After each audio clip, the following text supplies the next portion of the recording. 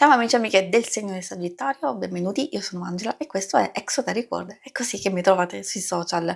Come andrà la vostra settimana dall'1 al 7 giugno? Andremo a scoprirlo insieme. E ovviamente prima di iniziare vi ricordo che è una lettura generica, prendete solo ciò che vi risuona, se volete potete integrarla con il vostro ascendente. Per avere qualche informazione in più in descrizione trovate le recensioni dei mazzi usati, i link per acquistarli e il link alle playlist per conoscere il significato delle carte della Sibilla Lenormand e della Sibilla italiana.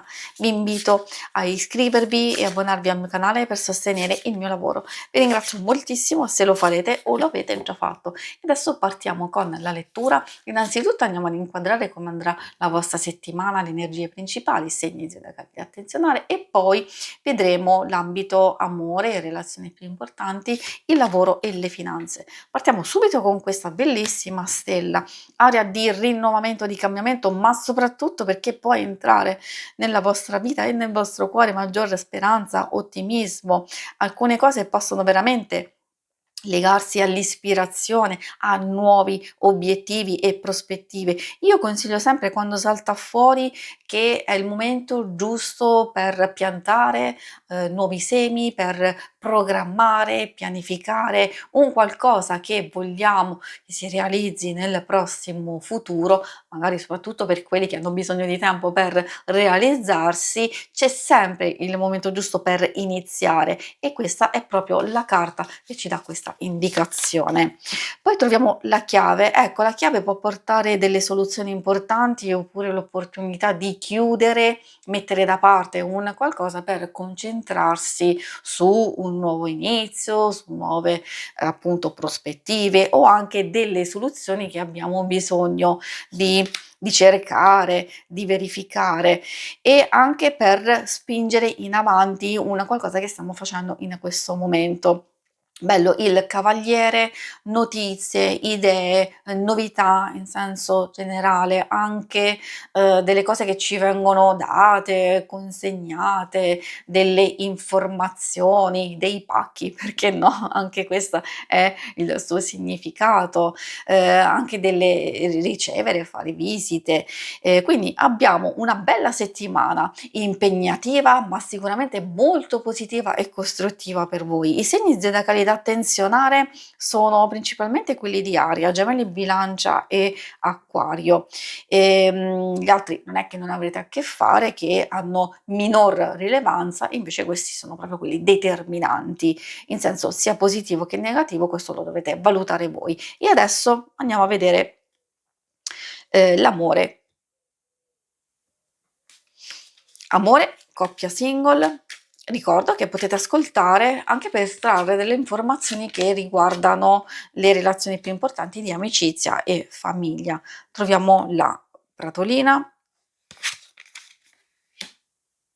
troviamo anche il Fiordaliso. A proposito comunque di belle energie, le ritroviamo anche in questo ambito. Cosa vuol dire per le coppie e anche per le relazioni più importanti?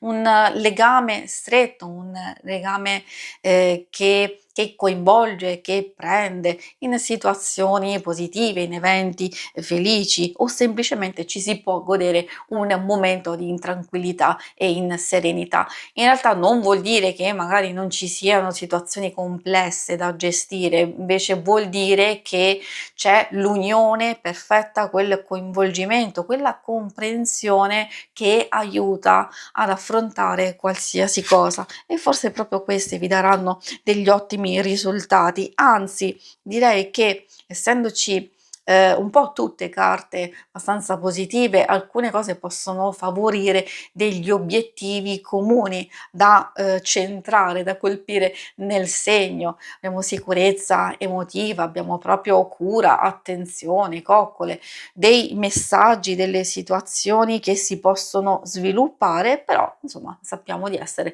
nel percorso giusto. Per i single sono energie positive soprattutto per chi ha già una frequentazione, quindi vuol dire che c'è questa evoluzione, si procede e si va, avanti.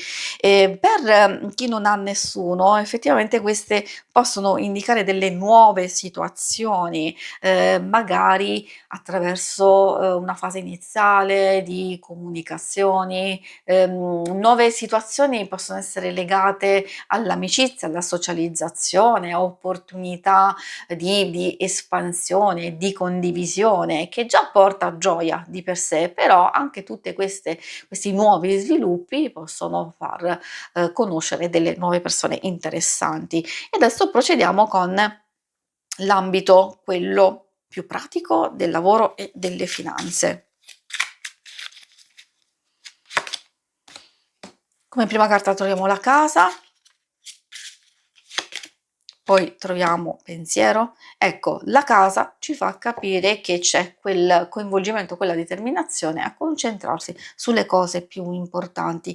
Ha anche altri significati legati a rapporti sereni, quindi se c'è qualcosa che non va nell'ambiente lavorativo, ecco, e riuscire a risolvere, riconciliazione, riuscire a rasserenare l'ambiente e i rapporti stessi, oppure, forse esserci degli spostamenti interessanti, degli incontri, magari soprattutto se, state avviando dei nuovi progetti, delle nuove, idee, se dovete ancora risolvere qualcosina, però la carta del pensiero è secondo me una fase passeggera che può dire, okay, state facendo bene, magari alcune cose hanno bisogno di un po' più di tempo proprio per sistemarsi del tutto e per realizzarsi, però già sapere che state procedendo bene, dovete avere solo un po' più di pazienza e aspettare.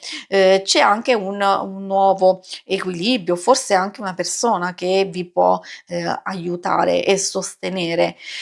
Poi questa in realtà può anche indicare una fase di pausa, di armonia, di riposo.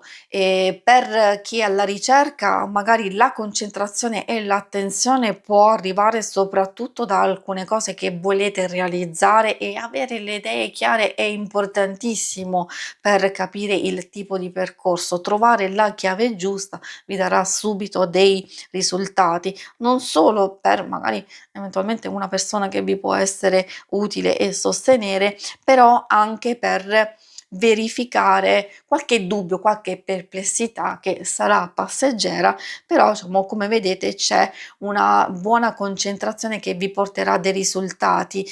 Per alcuni di voi possono essere immediati, io direi soprattutto di fiducia e di ottimismo, magari si deve aspettare un attimino un'evoluzione un po' più positiva, un po' più costruttiva.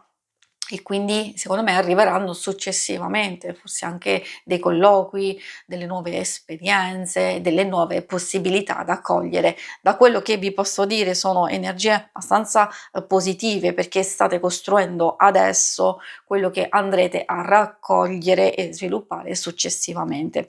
Si conclude qui la lettura, vi ringrazio per avermi seguita. Se volete in alto a destra trovate il logo per iscrivervi al canale, mentre in basso trovate le schermate per vedere il vostro oroscopo mensile e lunare quindicinale. Alla prossima, vi auguro una buona settimana. Ciao!